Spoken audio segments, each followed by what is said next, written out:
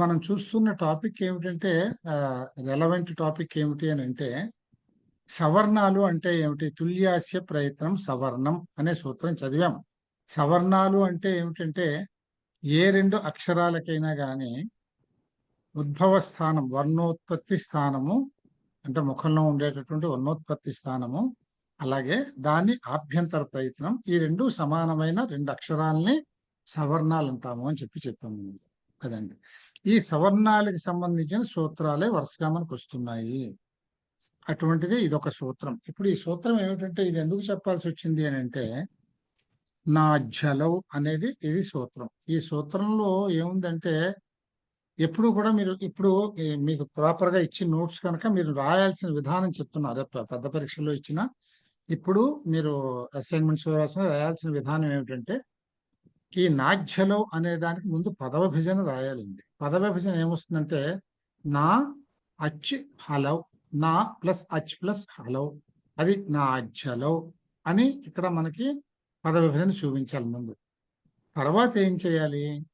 నా అచ్ హలౌ అంటే అచ్ హలౌ ఈ రెండిటికి మధ్యలో నా నా అంటే ఏమిటి? ఇక్కడ మనం సవర్ణాల గురించి మాట్లాడుతున్నాము అని చెప్పుకున్నాం కనుక ఈ రెండు సవర్ణాలు కావు. అంటే అచ్చుకి హల్లుకి మధ్యన సవర్ణాలు ఉండేటువంటి అవకాశం లేదు. అది సూత్రీకరించేశారు. ఇప్పుడు ఇక్కడ ఎందుకు వచ్చిందంటే ఈ సూత్రం చెప్పాల్సిన అవసరము, మనం ఉత్పత్తి స్థానం ఆభ్యంతర ప్రయత్నం ఈ రెండు ఒకటే అయితే ఆ రెండు సవర్ణాలు అవుతాయి అని చెప్పాం. అంటే సవర్ణాలు అవ్వటం అని అంటే దీనికి ఏ విధమైన పరిస్థితుల్లో ఏ సూత్రాలు అన్వయం అవుతాయో దానికి కూడా అవుతాయి అని అర్థం.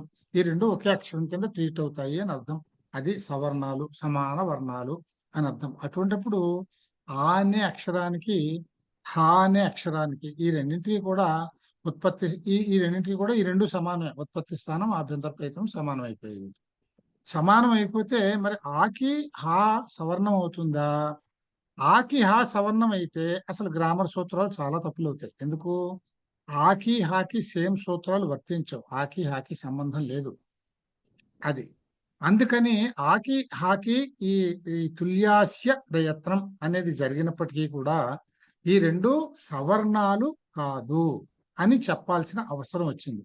అది చెప్పడానికే ఈ సూత్రం వచ్చింది. దీన్ని ఎలా చెప్పారు? ఆ అనేది అచ్చు, హా అనేది హల్లు కనుక నా అచ్ హలో అంటే అచ్చుకి హల్లుకి మధ్యలో సవర్ణం నా ఉండదు. ఇంతేనండి సూత్రం. ఇలా సూత్రాన్ని అర్థం చేసుకుంటే మీకు గుర్తుండిపోతుంది, ఇంకా చక్కగా గుర్తుండిపోతుంది.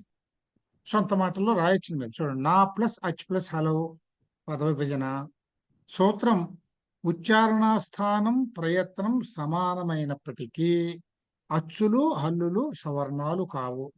నాధ్యలో అనే దానికి అర్థం ఇంతే. ఈ అర్థాన్ని వృత్తి ఇక్కడ రాశారు.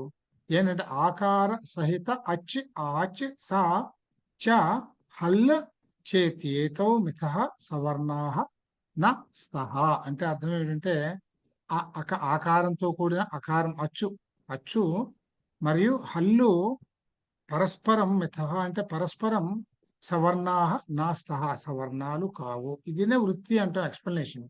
ఇది మీరు తెలుగులో ఇక్కడ రాశారు. నాకు తెలిసి మీరు తెలుగు మీడియం వాళ్ళు కనుక ఈ వృత్తి సాంస్క్రిట్ లో రాయాల్సిన అవసరం మీకు రాదు. ఇది రాస్తే సరిపోతుంది. ఇది రాస్తే సరిపోతుంది మీకు. ఇదే వృత్తికి మనం తెలుగులో రాసినటువంటి ట్రాన్స్లేషన్ అన్నమాట.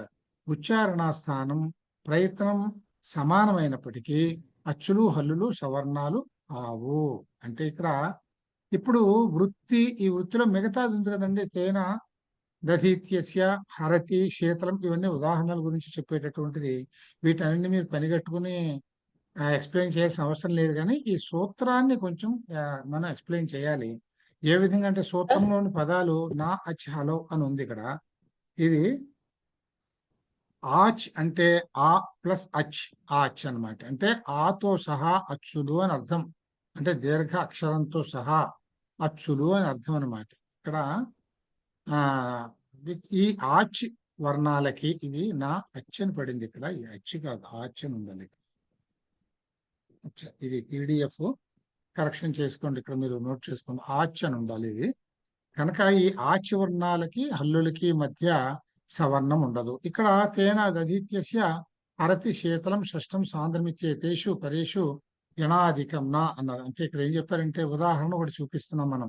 ఇప్పుడు మీరు ఏం చేశారు? సూత్రం రాశారు, సూత్రానికి వృత్తి రాశారు, సూత్రానికి పద విభజన రాశారు, వృత్తి రాశారు. ఇప్పుడు ఉదాహరణ చెప్తున్నారు.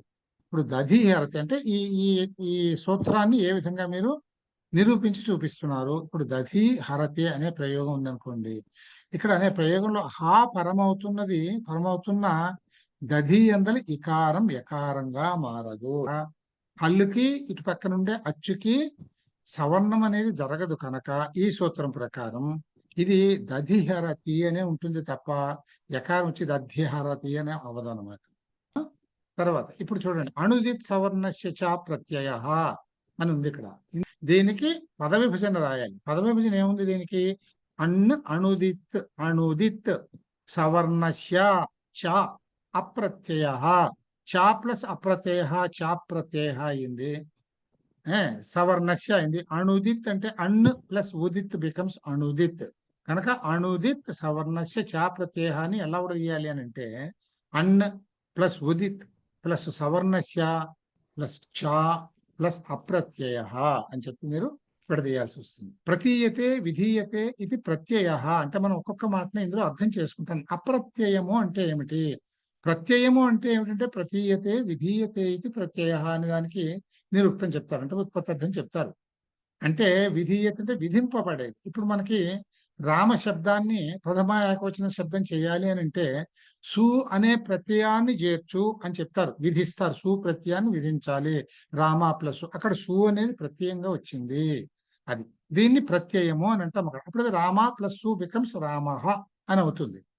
అయితే ఇప్పుడు ఈ సూత్రంలో ఏంటంటే ప్రత్యయంగా చేరినది కాకుండా కేవలం ఒక అక్షరంగా వర్ణంగా జారాలి. అది అంటే అప్రత్యయము అన్నాడు. అది అంటే అది ప్రత్యయం కానప్పుడు, అటువంటి వర్ణం ప్రత్యయం కానప్పుడు జరిగేది ఏమిటంటే అన్ను ఉదిత్తు సవర్ణస్య చ అంటే అన్నులు ఉదిత్తులు వాటి సవర్ణాలని కూడా గ్రహిస్తాయి అని అర్థం.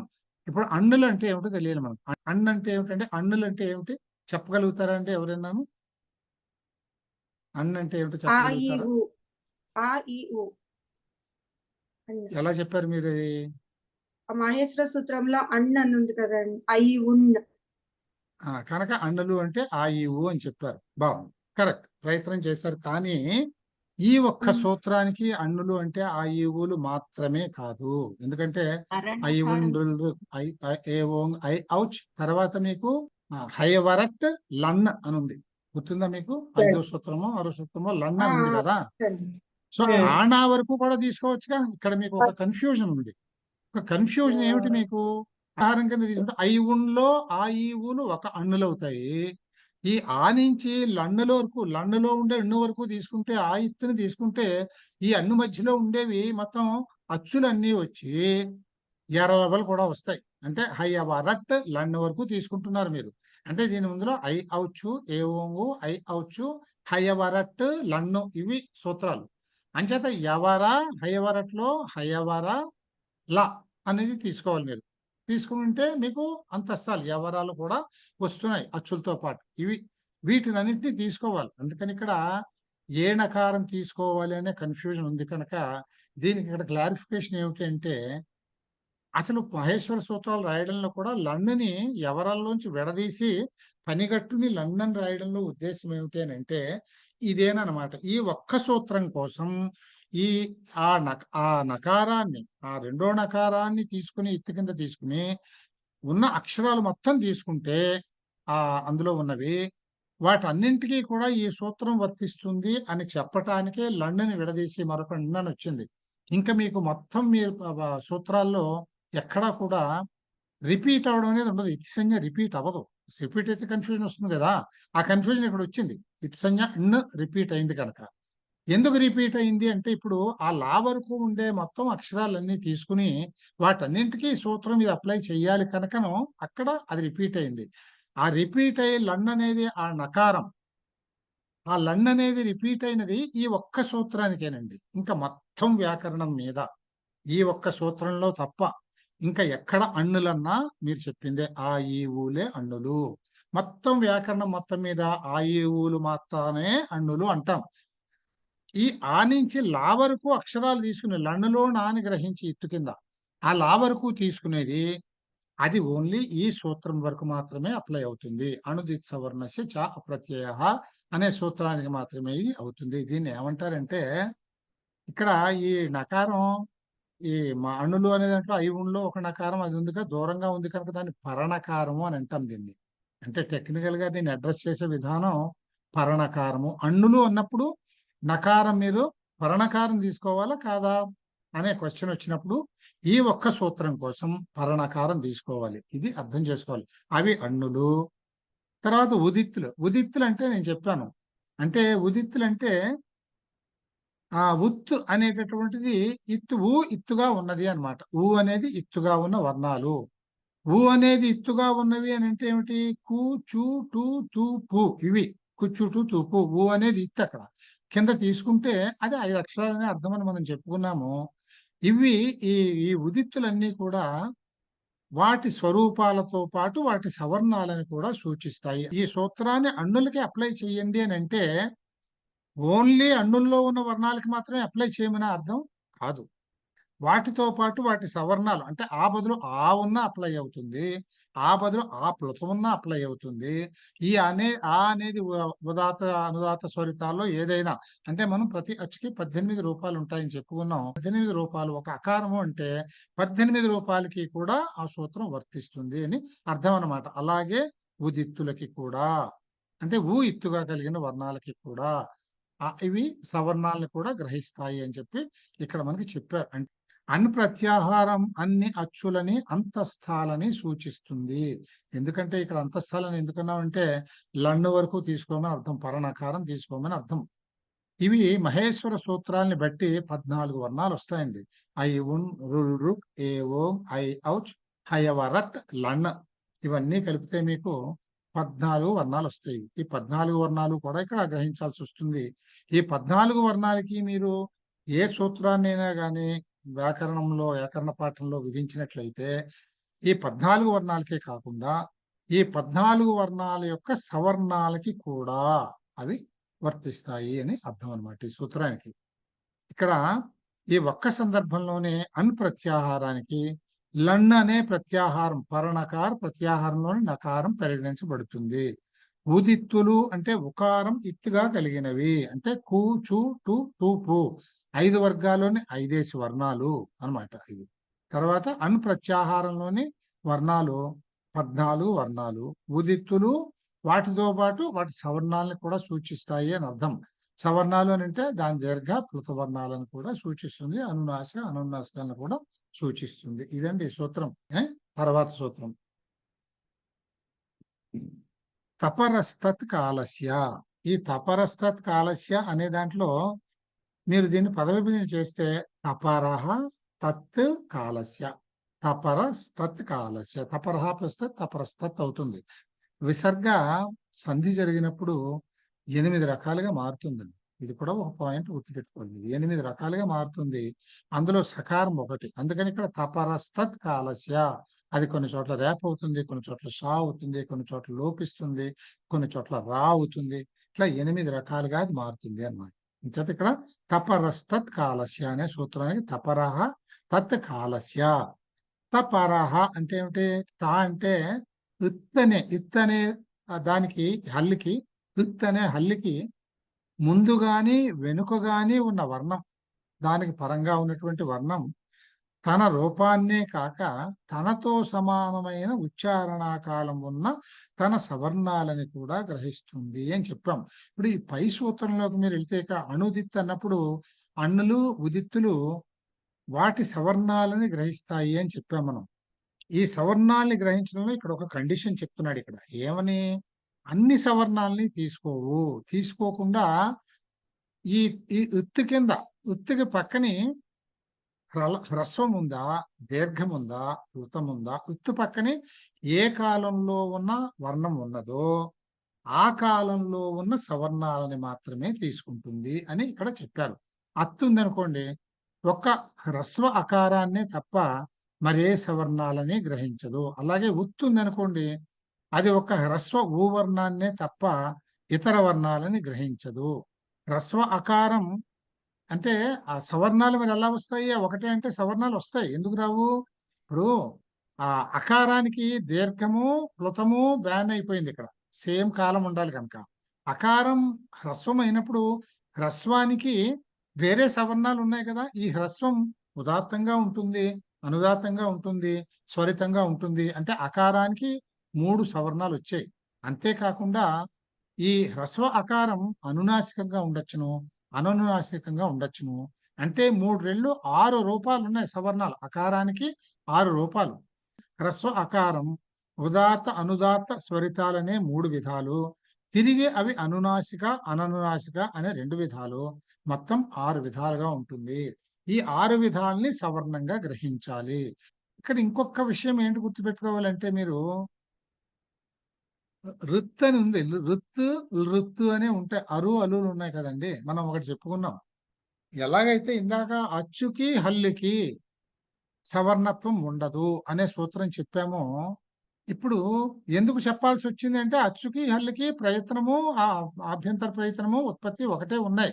అయినప్పటికీ ఇది అచ్చు అది హల్లు కనుక కాదు కనుక అవి 2 సవర్ణాలు కాదు అని పైన మనం చెప్పాం. ఇప్పుడు ఇక్కడ ఏమిటి, ఇక్కడ ఏం చెప్తున్నారు వీళ్ళు, అరు అలు అనే 2 అక్షరాలు ఉన్నాయి. ఈ 2 అక్షరాలకి ఈ ఉద్భవ స్థానము సమానం కాదు. ఇది అవి అంచేత అవి సవర్ణాలు కాదు. కానీ యాజ్ అన్ ఎక్సెప్షన్ అంటే గ్రామంలో గ్రహించిన ప్రకారం ఈ రెండింటిని సవర్ణాలుగా గ్రహించారు. అరు అలుని సవర్ణాలుగా గ్రహించారు. అంచేత ఈ రికారానికి మీరు రుత్ అనేటటువంటి మాట ఉందనుకోండి, ఇక్కడ అరుకి ఎన్ని రూపాలు వస్తాయండి? అరికి ఈ హ్రస్వ రికారానికి హ్రస్వ అలుకారం కూడా రికారం కూడా సవర్ణమే అవుతుంది కనుక దీనివి 6 దానివి 6 మొత్తం 12 వర్ణాలని సూచిస్తుంది.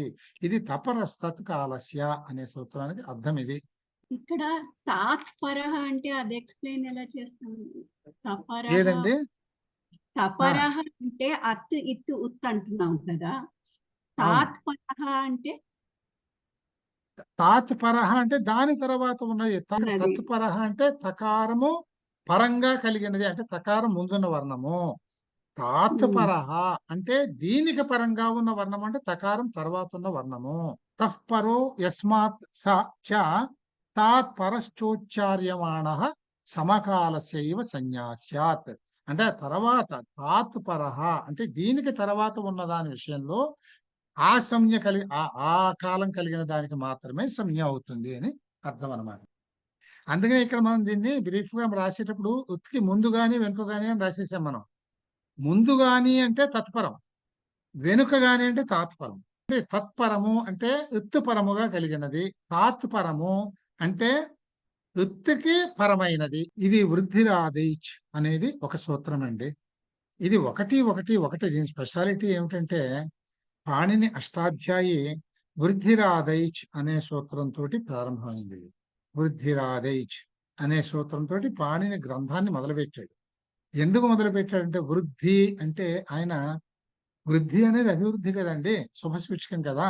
ఎప్పుడైనా కానీ ఒక గ్రంథాన్ని మొదలుపెట్టేటప్పుడు ఆశీఫ్పూర్వకంగా గాని శ్రీ అనే అక్షరంతో గాని శ్రీతో గాని లేకపోతే ఒక అభ్యుదయమైనటువంటి శుభ మంగళాన్ని సూచించే శబ్దంతో గాని మొదలు పెట్టాలి అని ఉంది. మోస్ట్ గ్రంథాలు సంస్కృతంలో అథ అని అంటారు. మీరు చూసారు అథ సంజ్ఞా ప్రకరణం అని మొదలు పెడతాడు. ఆ అథ అనేది కూడా శుభ సూచిక అనేది అంటే మనం ముందుకు వెళ్తున్నాము, వృద్ధి పొందుతున్నాము అని. అలాగే వృద్ధి అనేది ఒక శుభ సూచకం అని చెప్పేసి వృద్ధిరాదైచ్ అనేటటువంటి సూత్రంతో ఆయన గ్రంథాన్ని ప్రారంభించారు. వృద్ధిరాదైచ్. ఈ వృద్ధిరాదైచ్ ని మనం పద విభజన చేస్తే వృద్ధి ఆత్ ఐచ్. అర్థమైందండి? వృద్ధి ఆత్ ఐచ్. ఇప్పుడు తపరస్తత్కాలస్య ఇక్కడే కనిపిస్తుంది మీకు చూడండి. వృద్ధి అంటే వృద్ధులు, ఇది సంజ్ఞ అండి. ఈ అక్షరాలను వృద్ధి ఇప్పుడు మనం ఉన్న అచ్చులు అన్నాం కదండి. ఇచ్చు వరకును ఔచ్చు వరకు ఉండే వాటిని అచ్చులు అని పేరు పెట్టాం మనం ప్రత్యాహారంలో. అది ప్రత్యాహారం కాకుండా వృద్ధులు అని పేరు పెట్టారు. వృద్ధులు అంటే ఏమిటంటే అక్షరాలు ఆత్ ఐచ్, ఇవి ప్రత్యాహారాలు. ఆత్ అంటే ఏమిటండి? ఓన్లీ దీర్ఘ ఆకారము. అంటే ఆత్ ఇక్కడ తపరహ తా పరంగా ఉన్నది ఆకి కనుక దీర్ఘ ఆకారం ఒకటే తీసుకోవాలని అర్థం. అది ఐచ్. ఐచ్ అంటే ప్రత్యాహారం. ఔచ్. ఔ అంటే ఆకారము, దీర్ఘ ఆకారము. ఔ ఈ మూడిటిని వృద్ధులు అంటారు. వృద్ధి ఆత్ ఐచ్ అని అర్థం. ఇంతేనండి సూత్రం ఇది. దాని తర్వాత సూత్రం అదేం గుణ, అంటే మొదటి అధ్యాయంలో మొదటి పాదంలో ఒకటో సూత్రం వృద్ధిరాదయిచ్చు, రెండో సూత్రం అదేం గుణ. ఇది కూడా ఇక్కడ అదేంగ్ అన్నాడు, ఇక్కడ వృద్ధి ఆదయిచ్ అన్నాడు, ఇక్కడ అదేంగ్ అన్నాడు. ఆ అంటే ఇది అత్ ప్లస్ ఏంగ్ కలిపితే అదేంగ్ అవుతుంది. అత్ ప్లస్ ఏంగ్, అత్ అంటే ఏమిటండి ఇప్పుడు దీని ప్రకారం ఓన్లీ హ్రస్వ అకారము, అంటే తపరస్తత్ కాలస్య ఎత్తు పరంగా ఉన్నది కనుక ఈ ఆ ఏముందో ఆ కాలాన్ని మాత్రమే మీరు గ్రహించాలి. అంచేత అకారం ఒక్కటే హ్రస్వ అకారము. తర్వాత ఏంగ్, ఏంగ్ అంటే ఏ ఓంగ్, ఏ ఓ అనే అక్షరాలు రెండు ప్రత్యాహారము. ఆ హ్రస్వ అకారం ఏ ఓ వీటికి హ్రస్వాలు లేవు. ఈ మూడింటిని గుణాలు అని అంటాం. అదేంగ్ గుణ అని చెప్పేసి అంటాం. తర్వాత సూత్రం భూవాదయో ధాతవ అని ఉంది. పదవిభజన భూవాదయ ధాతవ అనేది ఉంది. ఇక్కడ అంటే భూ అనే శబ్దంతో ప్రారంభమయ్యే క్రియాసూచక శబ్దాలని ధాతువులు అని అంటాం. మనకి తెలుసును, ధాతువుల్లో భూ అనేది ఒక ధాతువు, అది దాని ముందు దాంతో మొదలు పెడతారు. ఇవన్నీ శుభసూచకంతో మొదలు పెట్టినట్టు ఉత్తు అనమాట. అంచేత భూ అనే శబ్దంతో ప్రారంభమయ్యే క్రియలు వచ్చేటటువంటి వాటి శబ్దాలన్నింటినీ కూడా ధాతువులే అని అంటాం. ఈ ధాతువులు దశగణాలు ఉన్నాయి మనకి, దశలకారాలు మనకు తెలిసినవి 10 గణాలుగా విభజించారు. అంచేత ఈ భూ ప్లస్ ఆది అనేది భూవాది అని, యాక్చువల్గా భూ ప్లస్ ఆది ఏమవ్వాలండి, అయవాదేశ సంధి ఉంది కదా, అయవాదేశ సంధి ప్రకారం ద్వాది అని అవ్వాలి. కానీ ఇక్కడ ద్వాది అనకుండా భూవాది అని చేర్చారు దీన్ని. భూవాది అని అనడంలో ఈ వా అనేది మంగళకరమని భావించారు. కానీ తత్వబోధిని వా అనే దాన్ని వేరే ధాతువుగా భూ వా మొదలైన ధాతువులు అని ఒక అర్థం చెప్పారు. ఈ విధంగా భూవాదయో ధాతవ అంటే భూ మొదలైనవన్నీ ధాతువులు, ఇట్లాంటి వాటికి ధాతువు అని పేరు పెట్టారు. అంతే, ఇవన్నీ పేర్లు అన్నమాట. తర్వాత ప్రాగ్రీశ్వరాన్ నిపాతాహ, ప్రాగ్రీశ్వరాన్ నిపాతాహ పద విభజన చూడండి. ప్రాక్ రీశ్వరాతు నిపాతాహ, దీన్ని ప్రాగ్రీశ్వరాన్ నిపాతాహ అంటే ప్రాక్ రీశ్వర కలిపితే ప్రాగ్రీశ్వర అవుతుంది. కా అనేది కసరదవదేశంది, ప్రాగ్రీశ్వర అయింది. ఆ నిపాత, వీటిని నిపాతలు అంటారు. నిపాతలు అనే పేరు పెట్టారు, ఇవి సంజ్ఞలు కదా. నిపాత అనే సంజ్ఞ దేనికి ఇచ్చారు అంటే ప్రాగ్రీశ్వరాత్ అంటే ప్రాక్. ప్రాక్ అంటే అర్థం ఏమిటండి, ఏమిటి అర్థం అంటే ప్రాక్ అంటే ఇక్కడి నుంచి మొదలు పెట్టే అని అర్థం, ఇక్కడి నుంచి ముందుకి అని అర్థం. అంటే ఈ సూత్రం చెప్పిన దగ్గర నుంచి అంటే 1-4-56 సూత్రం దగ్గర నుంచి ఈ 1-4-56 సూత్రంలో దేని గురించి అయితే చెప్తున్నామో ఇక్కడ నుంచి ఎంతవరకు రీశ్వరాత్, ఇందుకోసం అడిగాను నేను మిమ్మల్ని. రీశ్వరాత్, ఈ రీశ్వరాత్ అనేది ఎందుకన్నారంటే మీరు చెప్పింది కరెక్ట్. అధిరీశ్వరే అన్న సూత్రం ఉంది. అధిరీశ్వరేలో రీశ్వర శబ్దాన్ని ఇక్కడ గ్రహించి అంటే ఆ రీశ్వరే శబ్దం వరకు ఆ సూత్రం, అధిరీశ్వరే అనే సూత్రం ఎక్కడుందో ఆ సూత్రం వరకు ఈ మధ్యలో చెప్పే సూత్రాలన్నిటికీ కూడా అధిరీశ్వరే అనే సూత్రం నెంబరు ఇది 1-4-56 అయితే దాని నెంబరు 1-4-97. సో 1-4-56 నుంచి 1-4-97 వరకు కూడా మనం చెప్పే వాటిని నిపాతలు అంటారు. మనం దేని గురించి చెప్తున్నామో వాటిని నిపాతలు అంటారు అనేది ఈ సూత్రానికి అర్థం. ఇక్కడ ఒక చిన్న విషయం ఇంట్రెస్ట్ కోసం చెప్తున్నాను నేను మీకు, ఇంతవరకు అర్థమైతే సరిపోతుంది. రీశ్వర అనే శబ్దం ఏంటండి అసలు? ఇప్పుడు అధిరీశ్వరి అనే సూత్రంలో ఉన్న శబ్దాలు ఏమిటంటే అధి ఈశ్వర కదండి, అధి ఈశ్వర, అధిరీశ్వర, అది సూత్రం అక్కడ. అందులో మనం గ్రహించాల్సి వస్తే ఆ చివరి వరకు గ్రహించాలంటే ఈశ్వర శబ్దం కదండి తీసుకోవాలి. రీశ్వర ఏమిటి, రీశ్వర అనే శబ్దం ఉందా అసలు? లేదు, రీశ్వర అనే శబ్దం లేదు, ఈశ్వరాయే ఉంటుంది. మరి ఈశ్వర కాకుండా రీశ్వర అని ఎందుకు తీసుకున్నాడు? ఇప్పుడు ఈశ్వర అనేది కరెక్ట్ గా ఉన్న శబ్దాన్ని తీసుకుంటే ఇంకా ఇంకా చాలా దూరం వెళ్ళిన తర్వాత అంటే 3వ పాదంలో, ఇక్కడ మనం 1వ పాదంలో ఉన్నాం, ఆ 1వ అధ్యాయంలో ఉన్నాం. 3వ అధ్యాయంలో ఈ ఈశ్వర అనే శబ్దం వచ్చే సూత్రం ఇంకోటి ఉంది. అప్పుడు ఇక్కడ ఇందాక నకారాలు 2 నకారాలు వచ్చినట్లే మీరు ఈ ఈశ్వర శబ్దం తీసుకోవాలా ఆ ఈశ్వర శబ్దం తీసుకోవాలా అంటే ఇంకా నిపాతలు అనేవి ఇక్కడ మొదలుపెట్టి 3 అధ్యాయాల వరకు కూడా అన్ని నిపాతలే అవుతాయి. అది తప్పిపోతుంది. అక్కడ ఈశ్వర అనే శబ్దం ఉంది. ఈ కన్ఫ్యూజన్ అవాయిడ్ చేయడానికి దీన్నే కోడింగ్ అంటాం. ఇక్కడ అర్థం ముఖ్యం కాదు, కోడింగ్ మీరు గ్రహించడం ముఖ్యం. అందుకని ఏం చేశాడంటే ఈశ్వర శబ్దం తీసుకోకుండా రీశ్వర అని చెప్పి తీసుకున్నాడు అని. ప్రాక్ అంటే ఇక్కడి నుంచి రీశ్వరాత్ అంటే రీశ్వరాత్ వరకు ఉండేవి వీటన్నిటినీ కూడా నిపాతలు అంటాము అని చెప్పేస్తే ఇక్కడి నుంచి అధిరీశ్వరే అనే సూత్రం వరకు చెప్పే వాటి పేర్లు నిపాతలు. ఇంతవరకు రాస్తే మీరు పరీక్షలో సరిపోతుంది. ఈ రీశ్వరే అనేది ఇక్కడ ఎందుకు వాడారు అన్న డౌట్ మీకు వస్తే, ఈ డౌట్ వచ్చినప్పుడు దీన్ని ఆన్సర్ చేయడం కోసం ఇది ఉత్తినే నేను యాడ్ చేశాను. ప్రాగ్రీశ్వరాత్లో రా అనే వర్ణం సందేహాన్ని నివారించడానికి చేర్చింది. అంటే ఇక్కడ మనకి ప్రాగ్రీశ్వరాత్ అనేది 1-4-96 సూత్రం ఇది. కానీ ఇంకొకటి 3వ అధ్యాయంలో 3-4-13 సూత్రం ఒకటి ఉంది. అది కూడా ఈశ్వర శబ్దంతోనే ఎండ్ అవుతుంది. ఒకవేళ ఈశ్వర బదులు ఈశ్వర అని తీసుకుంటే ఇక్కడ వరకునా అని ఒక సందేహం వస్తుంది. ఆ సందేహం రావద్దు. ఇక్కడ ఉండే ఈశ్వర వరకే అని చెప్పడం కోసం రీశ్వరి అని గ్రహించారు అని చెప్పాం అన్నమాట మనం. తర్వాత ఇంతవరకు ఇంకా ఆపేద్దాలండి చాలు.